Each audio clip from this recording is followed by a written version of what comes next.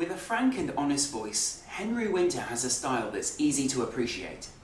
Part of the furniture of British sport writing, his books and journalism offer the kind of knowledge that brings a fan onto the inside of a game. He describes himself as a cynic, but I'd say he's more of a realist. We met Henry outside Wembley Stadium before England's warm-up match against Mexico. I think journalists, to an extent, like weathermen. You know, you look out the window and if it's raining over Old Trafford because of the Glazers, then you'll say it, and you're right, the Glazers are idiots, they're an absolute disgrace, get them out of here. If you look out the window and the sun's shining over Craven Cottage, you'll say Roy Hodgson's a fantastic coach and Danny Murphy's having a good season. If you look out the window and there's sunshine and a cloud over Goodison, you'll say, well, it's because Everton are having a really good season. But isn't it sad that Landon Donovan's leaving? Because he's just been such a breath of fresh air. And I hope he enjoyed his time at Everton as much as Everton fans and sort of general English punters like me enjoyed having him, because he really bought into it, and he played well. And it was, I think England will certainly respect him even more as a person and as a footballer. And there'll be a few handshakes after the game when England play in Worcester.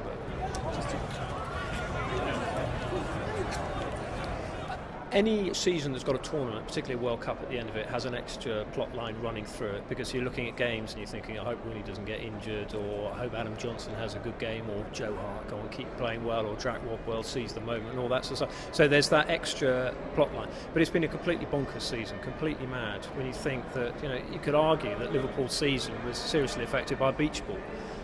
No one could have predicted that at the start of the season. You had Arsene Wenger getting sent off at Old Trafford and standing like Messiah-like in the stands. No one could have predicted that. Who could have predicted two Hull players having a fight in front of members of the Women's Institute? It was one of those you couldn't make it up seasons. In terms of technical quality of football, there wasn't a superstar like Ronaldo in the previous 2 years. Rooney is a magnificent footballer, but he's not a Messi or whatever he is.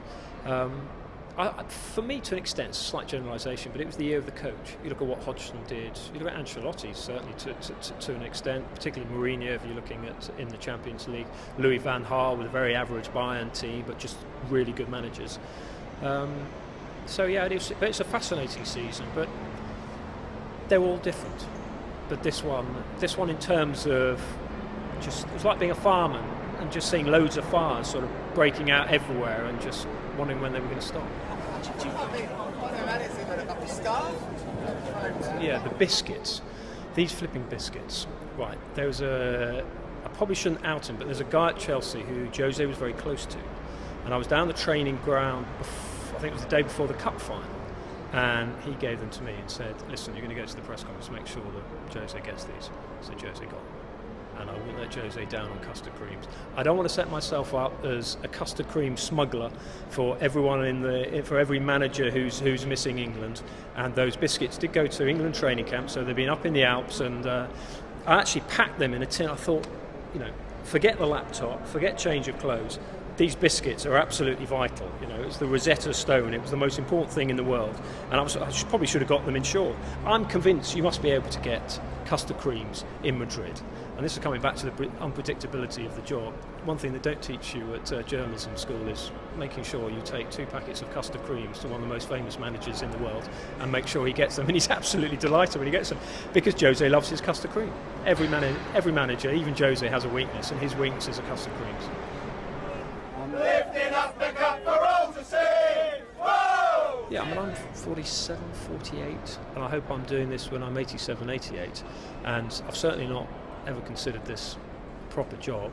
My 2 best mates, one's an RAF pilot, and one works in A&E, accident and emergency. And so if I ever say to them, I had a really hard day at work today, and I had to interview Joe Cole, and I had to go and watch a football match, and so I don't think I'd ever say that. I don't think you do. You can't take it for granted, partly because it's such a competitive business. Upstairs in the press room there are 40, 50 people who could do my job easily, and there's a fantastic, particularly young writers coming through in this country, so that, I guess, that keeps you on your toes. But also it is a fantastic job to actually just go and watch football, and that's why I love going to matches. I go to probably more matches than most. I love getting in the car, and if it means driving back at 2-3 o'clock in the morning and having a sandwich in a lay-by and a kit by the side of the M62 or whatever, then great, because you're going in and out of games. I mean, and in a strange way, I love going to games if I can at all level, because by going and watching I've seen some awful football this year, you then appreciate Madrid a little bit more. You need to see a little bit of Hull and Stoke to appreciate even more the Barcelonas and Real Madrid. See, in Spain, okay, Inter Milan won the European Cup, but in Spain you get the best of both worlds, because they've got the financial clout from the league's perspective to bring in Mourinho, to bring in the top players and top players. I mean, you look at the top players in the world at the moment, and you would say, in terms of crowds pulling players, you'd say Messi and Ronaldo. Fabulous players. And you look at the talent drain from England, Ronaldo, Alonso, so players like that. So they've got that element, but they've also, the Spanish Federation have done an absolutely unbelievable job in developing players. I mean, just look at their goalkeepers they've got. Look at the attacking players they've got. Look at the midfielders they've got. Xavi, Iniesta, Alonso. Fabregas can't even get in. I mean, you talk to Arsenal fans and they're going, how come he's not in their starting team? Okay, I'm sure he'll force his way in like he did in the Euros, but they've got game-changing players that England don't. England have two world-class players, Wayne Rooney obviously and Ashley Cole. Ashley Cole will get into Spain's team, into Brazil's team, any team. He's the best left-back in the world. Rooney, fabulous striker. Gerrard probably up there, not had a great season, but I'm sure he'll have a good World Cup because he's such an ambitious character. But after that, the cupboard isn't so full. I'm writing a book on Liverpool, which comes out sometime next season. What would be a nice book? I would love, not necessarily I would write it, I'd love to read a good, insightful book on Marco van Basten, because he's one of my favourite players. He was great to deal with when he was a manager, and just as a journalist going to his press conferences or interviewing him, he was brilliant. Fantastic player, good, not a great coach, but just really, really interesting. Bergkamp, I think, would be very interesting as well because of the background, growing up at Ajax, all those sort of things. Cruyff as well, a bit of a Dutch theme here. English-wise, I would love to read another book by Rio Ferdinand and what it was like to lift the World Cup in 2010. Henry Winter admits to contracting the journalist's World Cup fever. And why not? It only comes around every 4 years. He'll be reporting from the tournament in South Africa, but we caught up with him outside Wembley Stadium before England's warm-up match against Mexico. Oh, there's no comparison. I mean, it's eating at the best restaurant, it's going to the best show on Broadway, it's absolutely everything. I mean, even sort of cynical old journalists like me get excited about it, and you leave home, you pack your bags, and you're halfway down the drive, can't wait to get to the airport, and you go, better say goodbye to the kids as well, and in fact it's so exciting. The kids who are not particularly interested in football have appeared at 2 World Cups, have just got on planes and sort of come out and visited, because it's one of those events that occupies the whole nation. There's no other sport that does that, and there's no other event that does that. People bang on about the Olympics, no chance, no comparison with the World Cup in terms of seizing the nation's imagination. England will close down during the World Cup. A few people will go into work the next day after matches, and all they'll do is talk about the football. It just obsesses the nation, and it's the time of year when, and apparently there are some people who are not interested in football, start following football again. And everyone wants to talk about it. It's the only show in town, far more than any Olympics will be. Yeah, well, this will be my 6th World Cup. I'm quite ancient. I mean, I loved Italy. I've loved them all for different reasons. I obviously watched them on sort of television, sort of going back to the year dot.